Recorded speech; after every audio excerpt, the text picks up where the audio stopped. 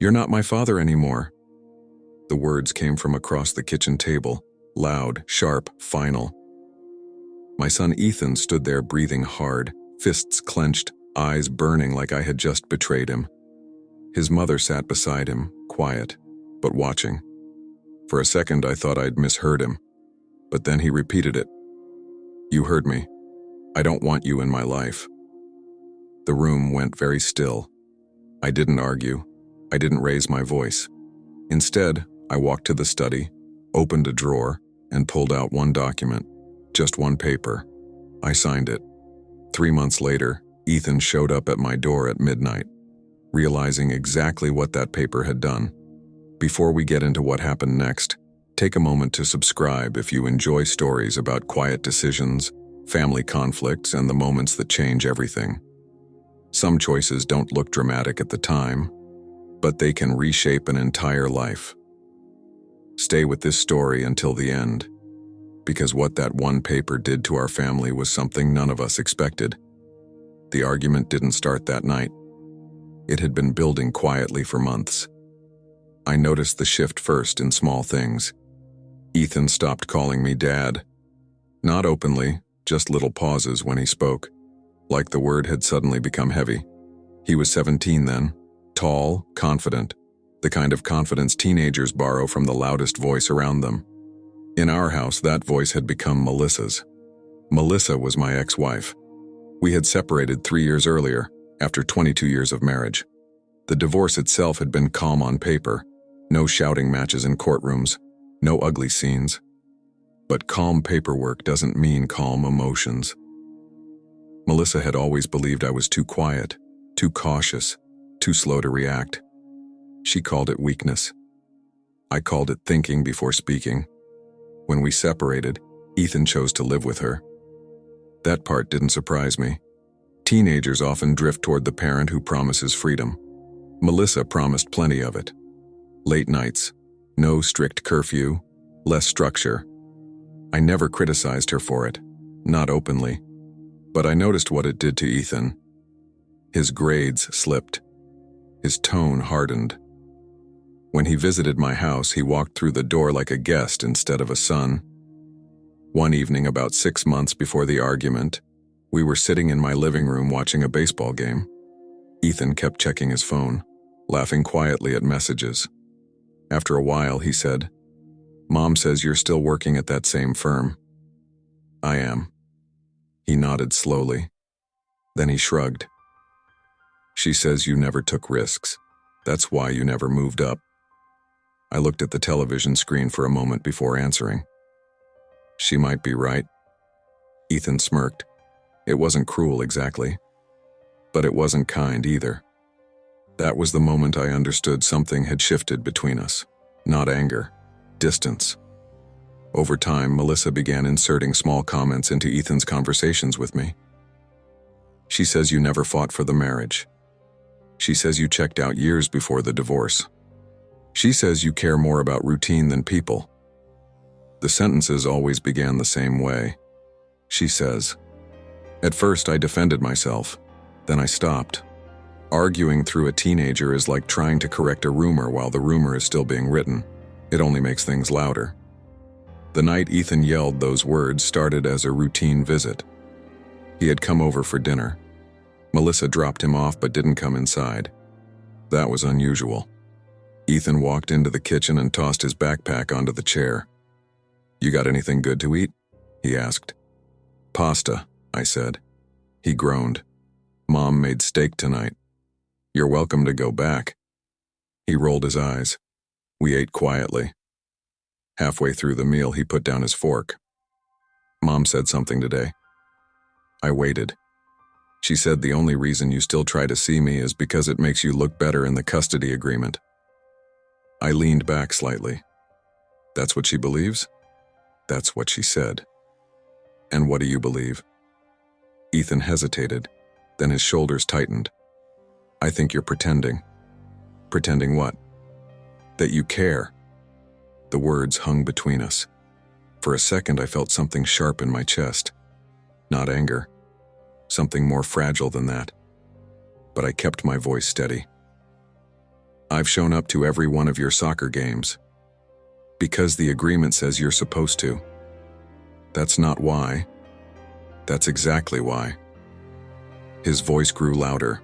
The frustration in him had clearly been building for weeks. Mom says you never wanted kids anyway, that you just went along with it. I blinked once. That's not true. Then why did you barely talk when we lived together? I listened. Yeah, Ethan said bitterly. You listened while Mom actually cared about things. Silence settled over the kitchen. Not a calm silence, a tense one. Ethan pushed his chair back. You know what? He said. I think Mom's right about you. I folded my hands on the table. What does she say about me? Straight at me. You're not really my father. I exhaled slowly, then he said it. You're not my father anymore. The words echoed off the kitchen walls. For a long moment, neither of us moved. Ethan expected a reaction. Anger, yelling, something loud.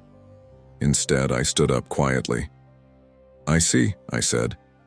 Then I walked down the hallway toward my study. Inside the desk drawer sat a folder I hadn't opened in months. I took out the document, a legal form Melissa had once asked me to sign. At the time, I refused. Now I stared at the blank signature line. For several seconds, I hesitated. Then I picked up the pen and signed. When I returned to the kitchen, Ethan was still standing there. What were you doing? He asked. I slid the folder across the table. You'll understand soon. He frowned. What does that mean? I didn't answer, because sometimes silence explains more than words. 3 months later, Ethan learned exactly what that paper meant, and by then, it was too late to undo. Ethan didn't open the folder that night. He glanced at it, frowned, then pushed it aside like it was something unimportant. Teenagers are good at that, ignoring things that don't immediately affect them. What is this? He asked. Just paperwork, I said. For what? You'll see. That answer irritated him. I could see it in the small twitch of his jaw. Why do you always do that? He snapped. Do what? Talk like everything's some kind of riddle. I didn't respond. Silence filled the kitchen again. Finally, he grabbed his backpack. Whatever, he muttered. Then he walked toward the door. Before leaving, he paused for half a second. Not long enough for an apology, just long enough for hesitation. Then he left. The front door closed. The house felt larger immediately, quiet in a way that only empty houses are. I walked back to the kitchen table and picked up the folder. The signed paper sat inside. Legally precise, emotionally simple. It was a voluntary termination of parental guardianship responsibilities. Melissa had asked for it once during the divorce negotiations. She claimed it would make things simpler. Fewer custody schedules, fewer conflicts. At the time, I refused. I told the mediator that I wasn't interested in removing myself from Ethan's life. Melissa had smiled politely during that meeting, but her words stayed with me. You don't actually want the responsibility, she said. You just don't want to look like the bad guy. Now, years later, I had finally signed it. Not out of anger, out of clarity. 3 days later, Melissa called. Her tone was calm, too calm. I heard you had an interesting dinner with Ethan. I leaned against the kitchen counter. I assume he told you everything. He said you gave him some document. Yes. What exactly did you sign? Something you asked for once. There was a pause. Then her voice sharpened. You didn't. I did. Another silence. This one heavier. You're serious? She said. Yes. Melissa exhaled slowly. That's extreme. You asked for it. That was years ago. And things were different. I didn't argue. She shifted tactics. You're overreacting to a teenager's outburst. Maybe. Ethan didn't mean it. That's possible. So you're going to punish him for saying something stupid? I rubbed the back of my neck. It isn't punishment. What is it then? Respecting his words. Melissa scoffed. That's ridiculous. Is it? Yes, he's 17. He's old enough to know what those words mean. Her voice tightened. You're acting like a victim. I'm acting like someone who listened. Another pause. Then she said something interesting. You're bluffing. No. You wouldn't actually go through with something like that. It's already filed. The silence that followed was different. This time she wasn't sure what to say. Finally, she asked quietly, "What exactly does this change?" I answered honestly. "Legally, quite a lot." "Explain." "It removes my financial and custodial obligations once Ethan turns 18. And it also removes my legal authority in his life." She thought about that. Then she said something that surprised me. "Ethan won't care." I didn't respond.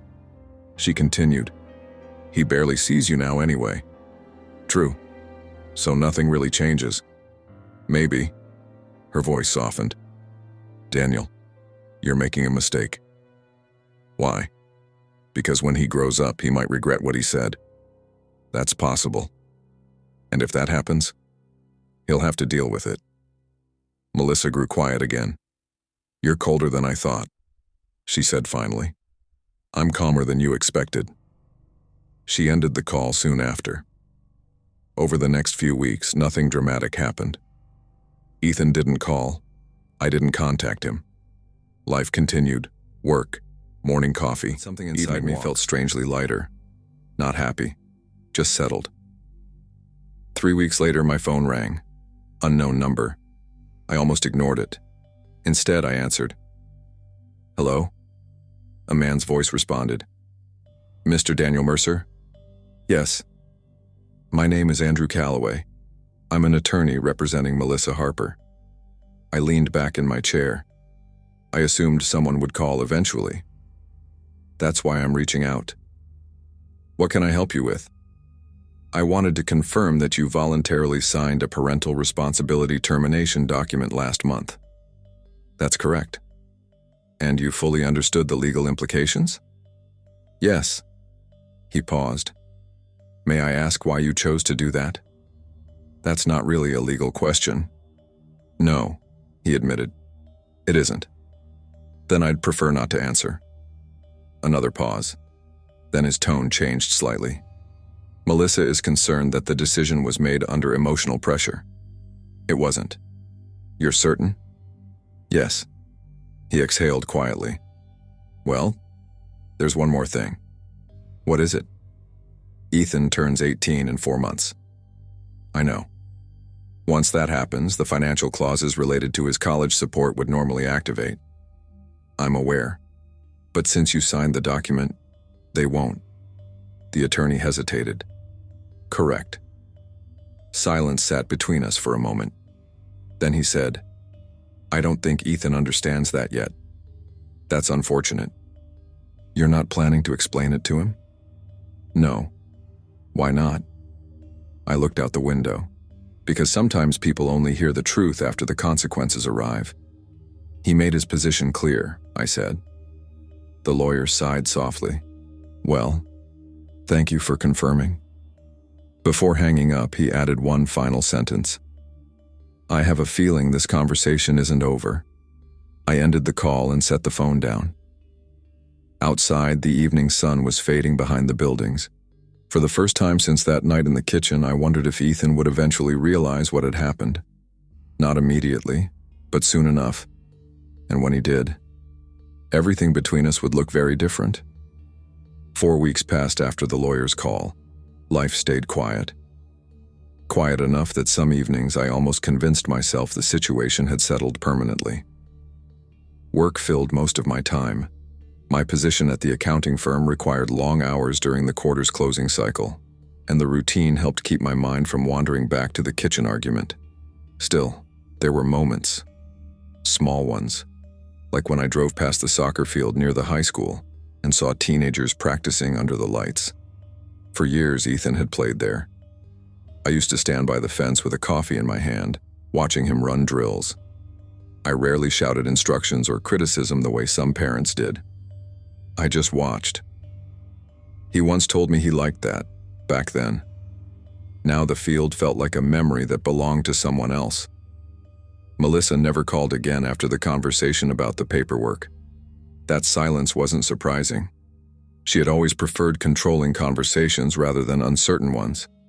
What did surprise me was how calm everything felt. No dramatic fallout, no angry messages, just distance. Then one afternoon, the distance shifted. I was in the office reviewing a financial audit report when my phone vibrated on the desk. A message. From Ethan. It was short. "Did you actually sign something?" I read it twice. Then I placed the phone face down and continued reading the report. Not out of spite. Out of intention. If Ethan wanted answers, he could ask directly. 15 minutes later, another message arrived. "Mom says you signed some legal document." Still, I didn't respond. Half an hour passed. Then the phone rang. I stepped out into the hallway and answered. "Hello?" Ethan's voice came through immediately. "What did you sign?" Straight to the point. I leaned against the wall. "A document you asked for." "I never asked for anything. You said I wasn't your father anymore." That was an argument. I took it seriously. Silence followed. I could hear him breathing through the phone. "That's not how arguments work," he said finally. "Sometimes it is. Mom says you removed yourself from my legal guardianship." "That's correct. You can't just do that." "Yes, actually, I can." Another pause. "You're bluffing." "I'm not." His voice sharpened. "So what does that even mean?" "It means you and your mother have the independence you wanted. That doesn't explain anything. It means my legal role in your life is finished once you're an adult. That's 4 months away." "Yes." Ethan let out a frustrated breath. "That's insane." "Is it?" "Yes. You're punishing me. I'm respecting your decision." I was angry. I noticed changed slightly, more uncertain now. "What else does it change?" I hesitated. Not because I didn't know the answer, because he hadn't asked the right question yet. "You'll find out," I said. "That's not helpful. It wasn't meant to be. Why are you being like this?" I looked down the hallway toward the conference room where my coworkers were laughing about something. Because sometimes consequences speak louder than arguments. "You're acting like a stranger." That was the request. Ethan went quiet again. For several seconds, neither of us spoke. Then he said something that caught me off guard. "You don't even care, do you?" I closed my eyes briefly. "That's not true." "Then why aren't you fixing this?" "Because fixing it would mean pretending your words didn't matter." He didn't answer immediately. When he did, his voice sounded different. Less angry, more unsettled. "Mom says you're trying to scare me." "That would be pointless." "Why?" "Because fear fades. And this won't?" "No." The silence between us stretched longer this time. Finally, Ethan spoke again. "What exactly happens when I turn 18? I considered the question carefully. "You become fully responsible for your own life." "That's normal." "Yes." "But you're saying something else changes." "Yes." "What?" "You'll see." That's not an answer. It's the only one I'm giving today. His patience snapped again. "You're unbelievable." "Maybe." "You think this makes you strong?" "No." "Then what does it make you?" I thought about that for a moment. "Honest." He scoffed. "You always do this." "Do what?" "Talk like everything is some lesson." Maybe it is. I don't need lessons from someone who gave up on me. The words landed differently this time. Not because they hurt more, but because they sounded rehearsed, like they came from somewhere else. "Did your mother say that?" I asked. Ethan hesitated. "That's not the point." "It might be." Another silence. Then he said quietly, "You're really going to let this happen?" "Yes." "And you're okay with losing your son?" I took a slow breath. That depends on whether I already did. He didn't respond. After a few seconds, I heard the faint sound of movement on his end. A door closing. Then his voice returned. Lower now, almost uncertain. If this backfires and you're going to regret it. Maybe. And if it doesn't? I looked out the window at the parking lot below. Cars moving, people going about their day, life continuing the way it always does. Then you'll understand something important, I said. What? That words don't disappear after you say them. Ethan didn't reply. A few seconds later, the call ended. I stood in the hallway for a while before returning to my desk. The office noise felt strangely distant. Something had shifted in Ethan's voice during that call. The anger was still there, but beneath it, confusion. 3 weeks earlier, he believed his words carried no real weight. Soon, he would learn exactly how much weight they carried. And when that moment arrived, neither Melissa nor Ethan would be able to undo it. Ethan didn't call again after that conversation, but the silence between us had changed. Before, it was distance. Now it felt like tension stretching across a wire, something waiting. 2 weeks later, Melissa called. Her number appeared on my phone while I was finishing dinner. I almost ignored it. Instead, I answered. Hello. Her voice sounded sharper than usual. What exactly are you doing? Good evening to you too. Don't do that, she said quickly. Don't act calm like this is normal.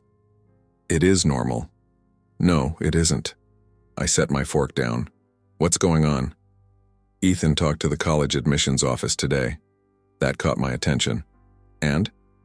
He asked about the tuition support forms. I waited. Melissa continued. They told him they never received your financial sponsor verification. That's correct. You always submit those. Not this year. Her breathing changed. You're serious about this? Yes. Daniel, this isn't some symbolic decision. I know. You're removing yourself from his college funding. I'm removing myself from legal responsibility.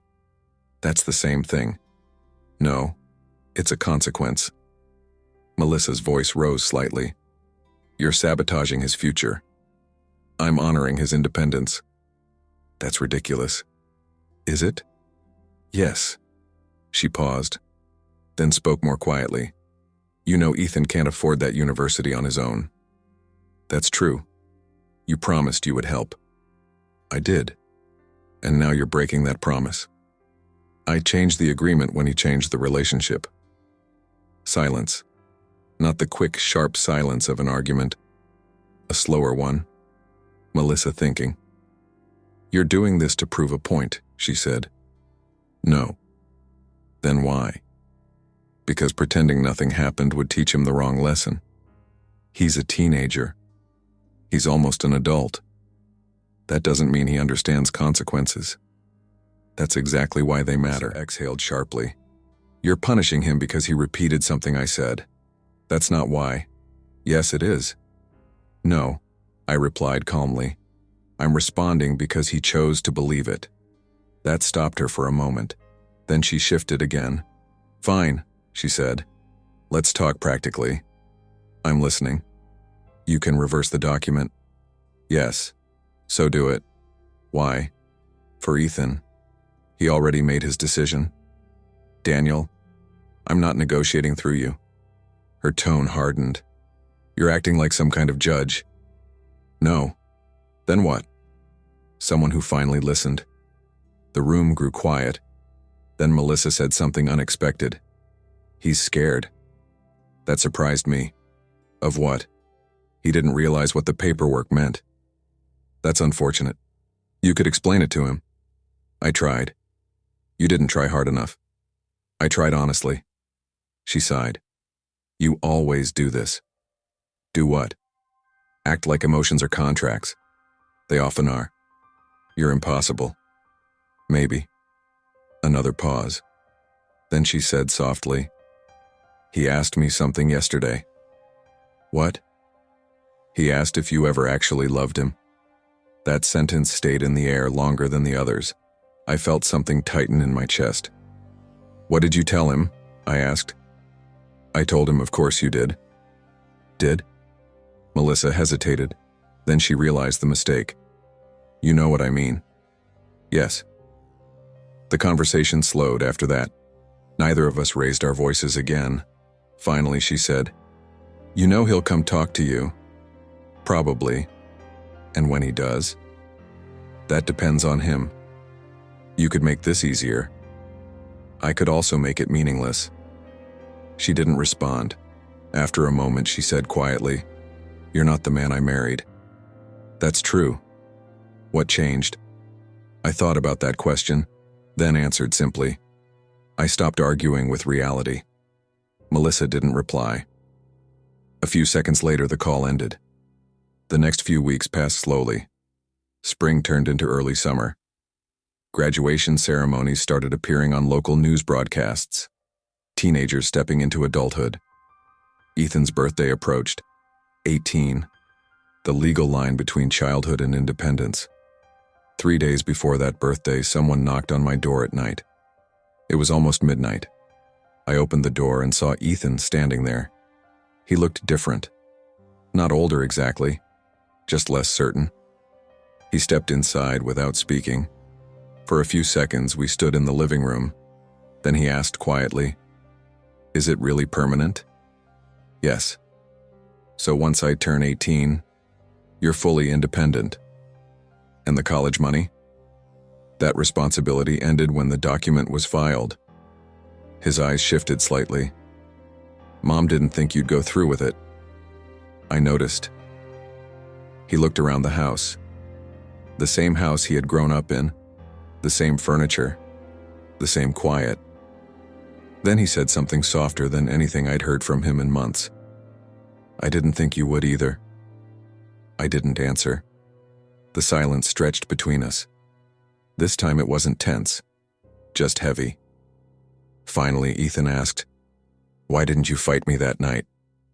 I considered the question, then said simply, "Because I believed you." He looked down at the floor. For the first time since that argument in the kitchen, Ethan seemed unsure of himself, and that uncertainty meant something important was beginning in the living room with his hands in his pockets. For the first time in months, he looked younger, not like the confident 17-year-old who had shouted across the kitchen table, more like the kid who used to sit beside me on the couch asking questions about everything. Neither of us spoke for a while. The clock on the wall ticked softly. Finally, he asked, "So that's it?" "That depends on what you mean." "The paper. It's real. And you won't undo it." "I could, but you won't." "No." He nodded slowly, not angry, thinking. A different kind of quiet filled the room now. Ethan walked over to the window and looked outside into the dark street. "Mom said you were trying to teach me a lesson." I didn't respond. He turned back toward me. "Were you?" "No." "Then what were you doing?" I took a breath. "I was listening." "To what?" "To what you said." He frowned slightly. "That night?" "Yes." I was mad. "I know. That's what people say when they're angry." "Sometimes," I said. "But words still mean something." Ethan rubbed the back of his neck. "You didn't even try to stop me." "I tried before that night." "When?" "Every time I showed up." He didn't argue with that. Instead, he asked quietly, "So what happens now?" "You turn 18 in 3 days. And after that, you start making your own decisions." "That sounds like you're walking away." "I already walked away." He looked at me carefully. "Because I said you weren't my father." "Yes." His expression shifted. Not guilt exactly, more like realization. For years, Ethan had been living inside a version of events shaped mostly by Melissa's perspective.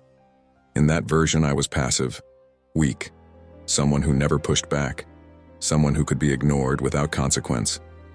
Now he was seeing something different. "Mom said you'd come crawling back eventually," he said quietly. "I doubt that." "She thought you'd apologize." "For what?" For being stubborn. I almost smiled. I wasn't being stubborn. Then what? Consistent. He absorbed that. The room stayed quiet again. Then Ethan asked something unexpected. Did you ever want to sign it before? The paper? Yeah. I thought about the mediator's office years earlier. Melissa sitting across the table with that same confident expression. The document sitting between us. Yes, I admitted. Why didn't you? Because I believed being your father meant staying. And now? Now I believe it also means being honest. He stared at the floor. For a long moment, neither of us moved. Then Ethan said something softer than anything else he'd said that night. I didn't think you'd take me seriously. That's the problem, I said. What problem? You didn't take yourself seriously. He looked up. What does that mean? It means you believed words had no weight. And now? Now you know they do. Ethan sat down on the couch, the same spot where he used to watch late-night movies when he was 12. His shoulders slumped slightly.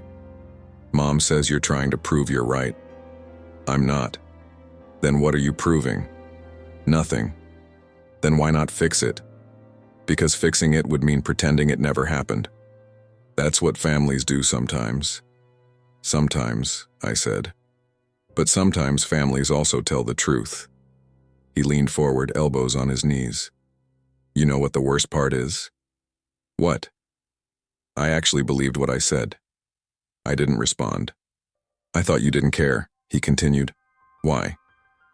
Because you were always quiet. I listened.